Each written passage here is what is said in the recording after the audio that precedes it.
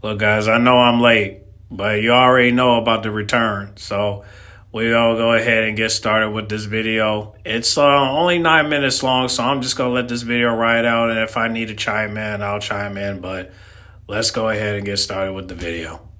Ladies and gentlemen, it's your boy CJAX back with another video. Okay, I'm on vacation, so I can't be too loud. However, AJ Lee is officially back in the WWE, and I gotta say, when that return pop hit, it was straight goosebumps. You know what I'm saying? Like The Rock, the final boss. There was absolute goosebumps, okay? I'm not gonna lie to you guys, man. Seeing AJ Lee come back, I think it's been over a decade at this point since she's been back, similar to when, well, you know, the timing it was basically when Punk came back, but man, the part of it is phoned in because they did kind of confirm that it was gonna happen, you know, obviously earlier this week on Raw. However, seeing this take place, man, I thought was absolutely brilliant, and it was exciting. I can't tell you the last time I actually was this excited to see something happen on a WWE show, but this was pretty epic, okay? I enjoyed it. The return pop, like I said, man, just straight goosebumps. The energy from the Chicago crowd, the pop, the constant chants.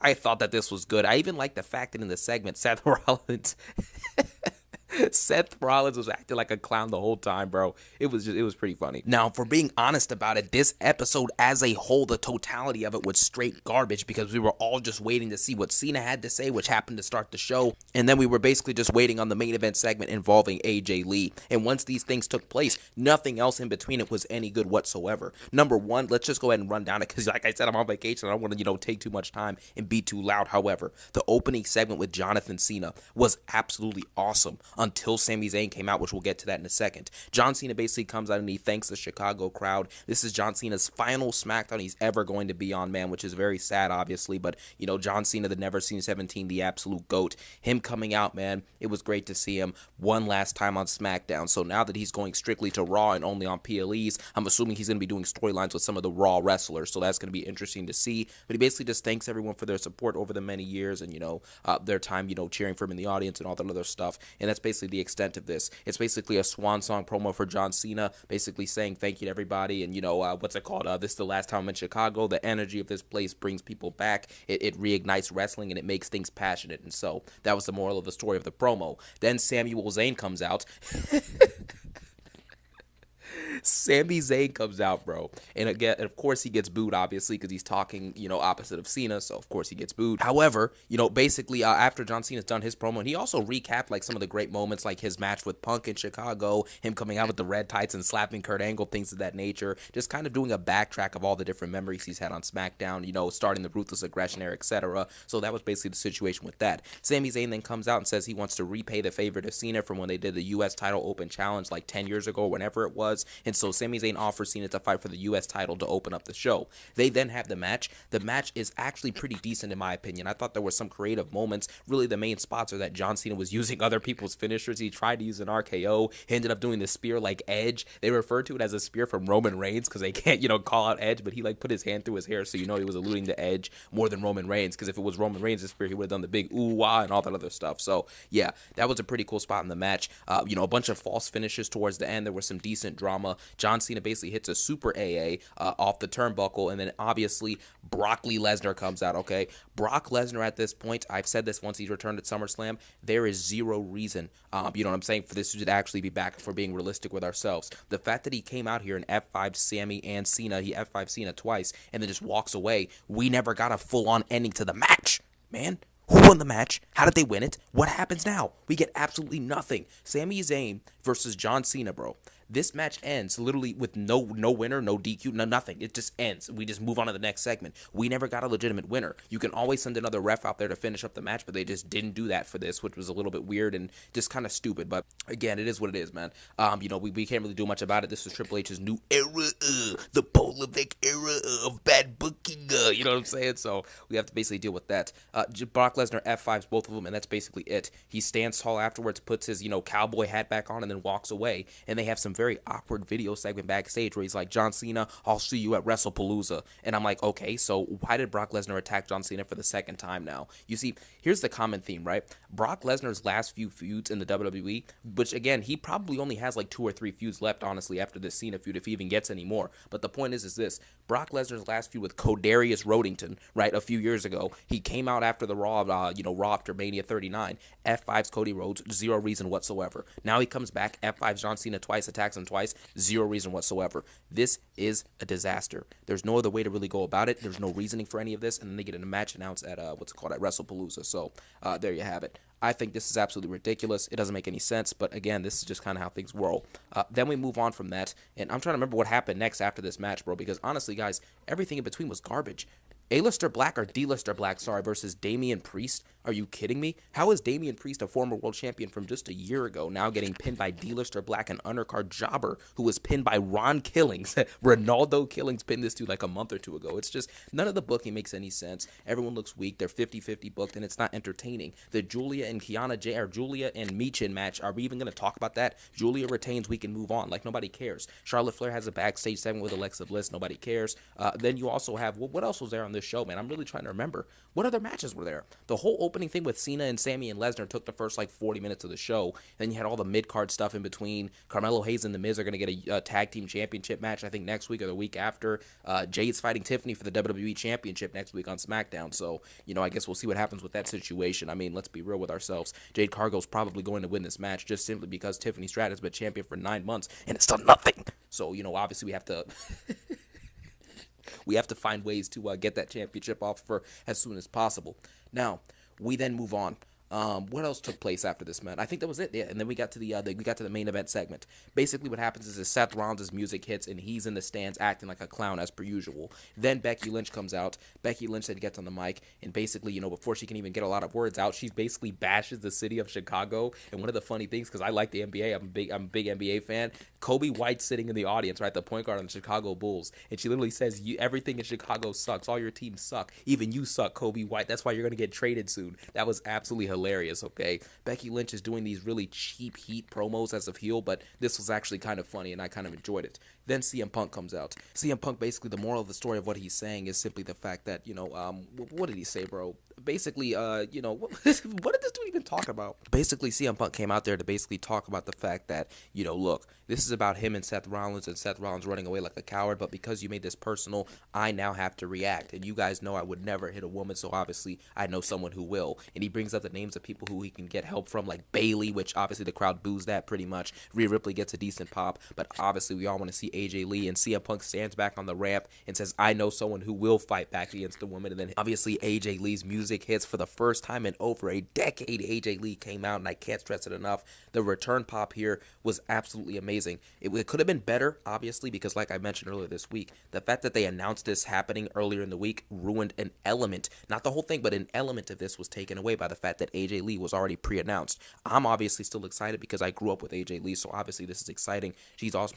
She did some great work, obviously, what I'm saying? It was really pivotal in the history of women's wrestling in WWE and outside of the company just in general. However, this segment where she actually came out was epic. We have to be honest where we have to be, guys. The show was trash, don't get me wrong, but this specific moment was absolutely incredible, bro. She comes out, massive pop, does the skip down the ramp. The crowd is absolutely losing it. You know what I'm saying? It was absolutely amazing to see it. I really enjoyed it. Then she then gets in the ring and brawls with Becky Lynch, beats her up, gets massive pops and chants the whole time while she's doing it, and then stands tall afterwards and hugs CM Punk. And then the show basically goes off the air with Rollins and Becky walking away from Punk and AJ Lee, setting up the fact that we're going to get Punk and AJ Lee versus Rollins and Becky Lynch at WrestlePalooza.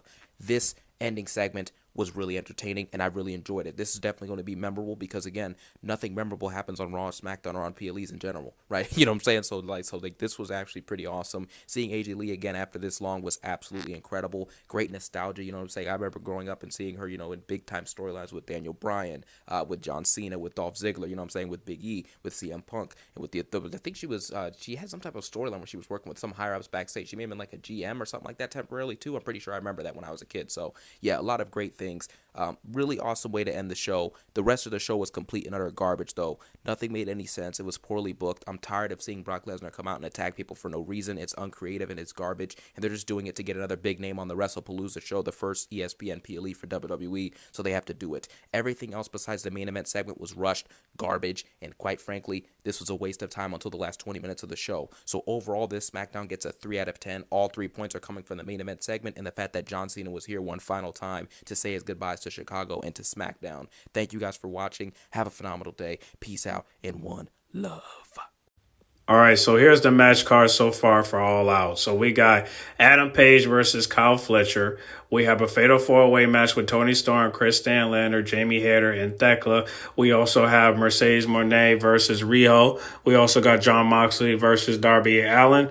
And we also got Mark Briscoe versus MJF. We also got FTR versus Edge and Christian. And we also have Ricochet and the GOA versus the Hurt Syndicate. So that's the match card for now. I don't know if they're going to add more, but that's what we got so far. Next up, we also have WrestlePalooza. I don't know if this is confirmed, but this is what the match card looks like. Cody Rhodes versus Drew McIntyre. John Cena versus Brock Lesnar. Io Sky versus Stephanie Vaquer. The Usos versus Braun Breaker and Bronson Reed. And CM Punk and AJ Lee versus Seth Rollins and Becky Lynch. So, now, I really, really need to put these matches together and see what we can go from here. I'm gonna wait until we can get the full card, and when we do, I'll do a review on both pay-per-views and see which match is going to make an impact.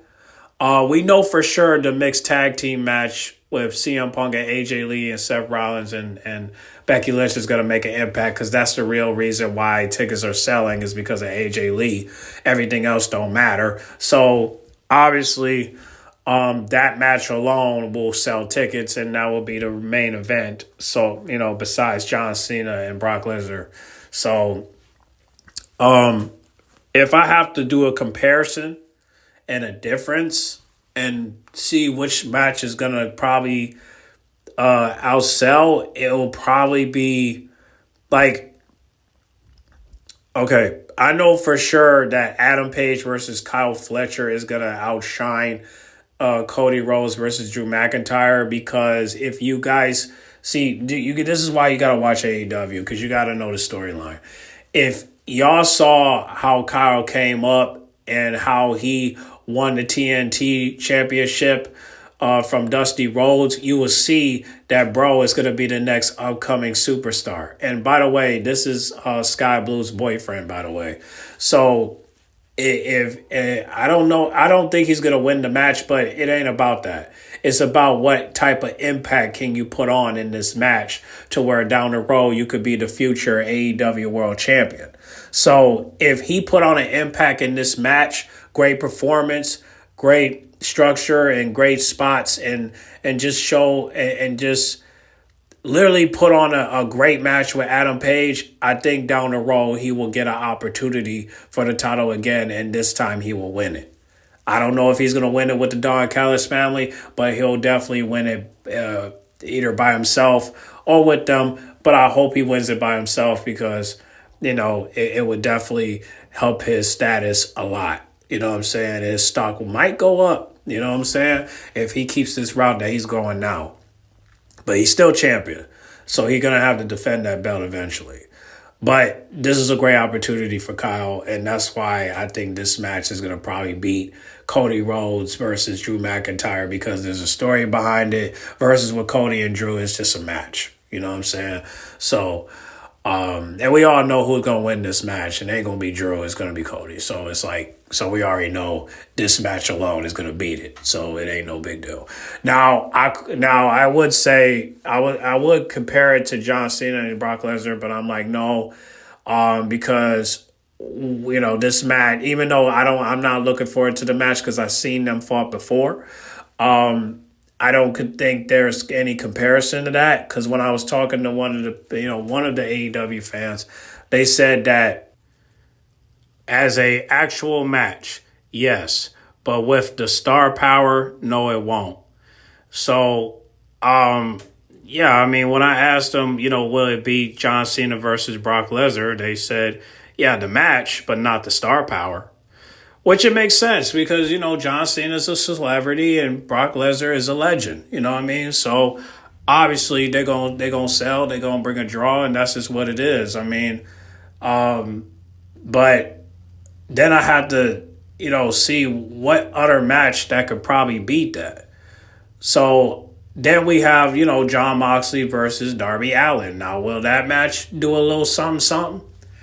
Well, I mean, Dean Ambrose is, a known name, but not known as John Cena, not known as Brock Lesnar. You know what I'm saying? So that might not help, but a coffin match will definitely do something. But but here's the thing, you know, will it bring eyeballs to the universe? Hey, listen, AEW, they don't lack when it comes to their PLEs or their pay reviews, but the thing is, at least people will watch AEW at around 3, and people will watch WrestlePalooza around 7. So, will this match be John Cena versus Brock Lesnar? I don't know. It depends on the reviews. I don't care too much for that match personally because I've seen them fought before, and I don't need to see them fight again. So, I really don't care. You know what I mean? And I'm looking forward to both matches because both of them have storylines that have been told. And if you've been watching AEW, you will see that these stories will tell with these matches. And it's all based off the build-up. So if you've been watching AEW, you know what I'm talking about. So both of these matches will be great based off of the story that's been told. So, John Moxley and Darby Allin been beefing with a couple weeks, so ever since his return at All In. So this match will definitely be great based off of the storytelling. So there you have that. So yeah, when I say these two matches will be John Cena versus Brock Lesnar, in my opinion, I think it will based off of quality and ring work. But as far as impact globally, I don't think so. People that comment said, without star power, I don't think it's going to get that much impact like it will with John Cena versus Brock Lesnar. But will the match be great? I don't know. Y'all tell me. I'm not watching this, so y'all tell me. But I will tell you this: John Moxley versus Darby Allin and Kyle Fletcher versus Adam Page. I think, in my opinion, those two matches will make an impact based off of the story, including Toni Storm versus Chris Statlander, Thekla, and Jamie Hayter, because these three women been down bad for the longest now, and finally to get a title opportunity against Toni Storm for the AEW Women's World Title.